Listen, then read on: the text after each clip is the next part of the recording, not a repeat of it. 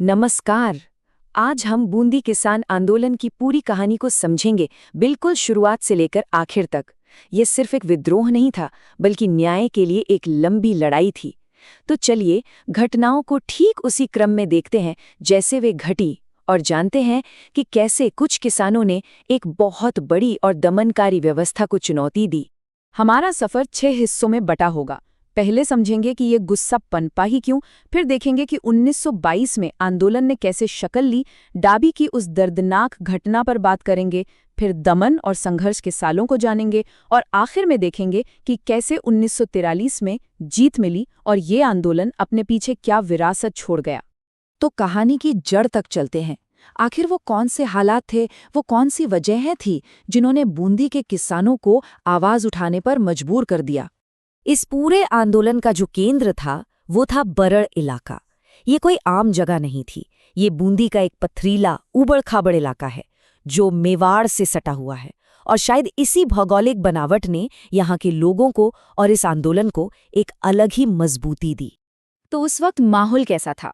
देखिए, बूंदी पर महाराव राजा रघुबीर सिंह का शासन था और किसान कई तरह की मुश्किलों से जूझ रहे थे। लगान बहुत ज्यादा था, बेगार थी, मतलब बिना पैसे दिए जबरदस्ती काम करवाना, और ऊपर से लाग बाग यानी तरह तरह के छोटे बड़े टैक्स जिनकी कोई गिनती ही नहीं थी। लेकिन असली चिंगारी भड़की जब उन्होंने अपने पड़ोस बिजोलिया और बेगू में किसानों के आंदोलन को कुछ हद तक सफल होते देखा। बस वहीं से उन्हें हिम्मत मिली, और वो हिम्मत बहुत जल्द ही एक बड़े एक्शन में बदल गई। अब देखते हैं कि साल 1922 में ये सारा असंतोष कैसे एक संगठित आंदोलन बन गया। अप्रैल 1922 बरड़ के इलाके में आंदोलन का बिगुल बज गया। इसे लीड कर रहे थे राजस्थान सेवा संघ के पंडित नैनूराम शर्मा। किसानों का मैसेज बिल्कुल साफ और सीधा था। अब से हम कोई लगान नहीं देंगे, कोई बेगार नहीं करेंगे और कोई लाग बाग नहीं चुकाएंगे। जाहिर है, बूंदी प्रशासन के लिए ये एक खुली चुनौती थी और वो इसे हल्के में लेने वाले नहीं थे। पर बात सिर्फ टैक्स से इनकार करने तक नहीं रुकी।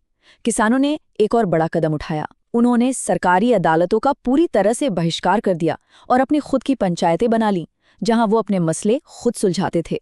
अब ये प्रशासन के लिए सिर्फ एक विरोध प्रदर्शन नहीं था, ये तो सीधी सीधी बगावत थी जिसे राजद्रोह माना गया।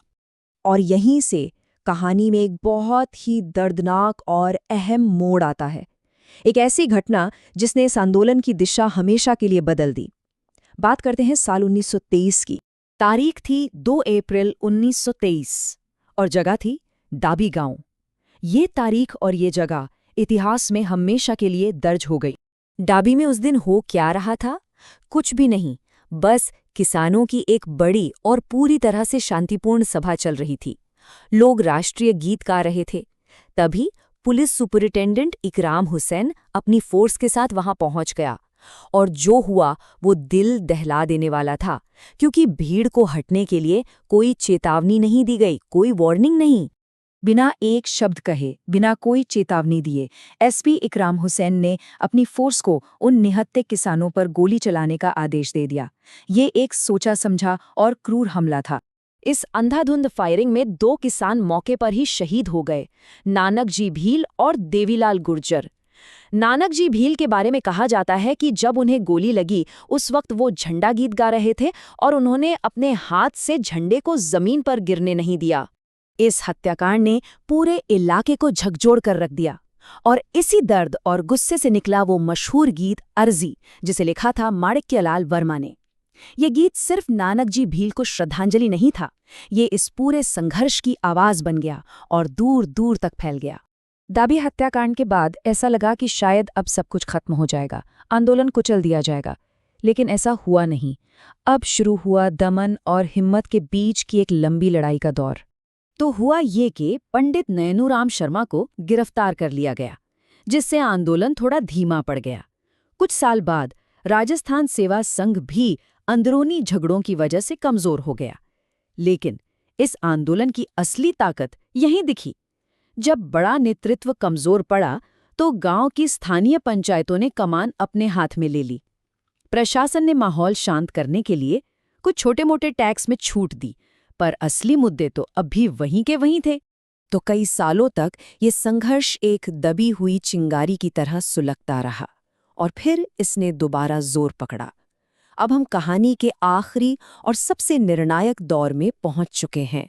साल 1936 में एक नए पशु कर के विरोध में गुज्जर और मीणा किसानों ने आंदोलन में नई जान फूंक दी। 5 अक्टूबर 1936 को सोचिए, 90 गांवों के किसान एक साथ हिंडोली में इकट्ठा हुए और एक ज्ञापन सौंपा। ये दबाव काम कर गया। 2 दशक से भी ज्यादा लंबे संघर्ष के बाद आखिर में साल 1943 में बूंदी राज को झुकना पड़ा और किसानों की ज्यादातर मांगें मान ली गईं। तो चलिए, इस पूरी लंबी कहानी से जो सबसे जरूरी बातें हैं, जो मुख्य तथ्य हैं, उन्हें एक बार फिर से पक्का कर लेते हैं ताकि पूरी तस्वीर एकदम साफ हो जाए। इस पूरे आंदोलन में अगर कोई एक तारीख है जिसे कभी नहीं भूलना चाहिए, तो वो है 2 अप्रैल 1923, डाबी हत्याकांड का दिन। तो फटाफट दोहराते हैं। आंदोलन का मुख्य इलाका बरड़, सबसे मशहूर गीत अर्जी, जिसे लिखा माणिक्यलाल वर्मा ने। आंदोलन की शुरुआत करने वाला संगठन राजस्थान सेवा संघ, और इस आंदोलन की रीढ़ की हड्डी कौन के? गुर्जर और भील समुदाय। यहाँ एक बात साफ करना बहुत जरूरी है, क्योंकि इसमें अक्सर लोग कंफ्यूज हो जाते हैं। बिजौलिया किसान आंदोलन के नेता विजय सिंह पथिक थे, जबकि बूंदी किसान आंदोलन का नेतृत्व पंडित नैनूराम शर्मा ने किया था। ये दोनों आंदोलन अलग अलग थे और इनके नेता भी अलग थे। तो आखिर में इस आंदोलन ने क्या हासिल किया? इसकी विरासत क्या है? सबसे बड़ी जीत तो यही थी कि वो दमनकारी टैक्स खत्म हुए। डाबी में नानक जी भील की प्रतिमा आज भी प्रेरणा देती है। इस आंदोलन ने पूरे हाड़ौती क्षेत्र में एक नई राजनीतिक चेतना जगाई और अर्जी गीत तो संघर्ष का प्रतीक ही बन गया। ये यकीनन राजस्थान के सबसे सफल किसान आंदोलनों में से एक था। और ये हमें एक अहम सवाल पे छोड़ जाता है कि कैसे एक छोटे से इलाके में न्याय के लिए शुरू हुआ एक संघर्ष, जिसमें इतना बलिदान दिया गया हो, वो पूरे क्षेत्र के लिए हिम्मत और प्रतिरोध का एक स्थायी प्रतीक बन जाता है। ये वाकई सोचने वाली बात है।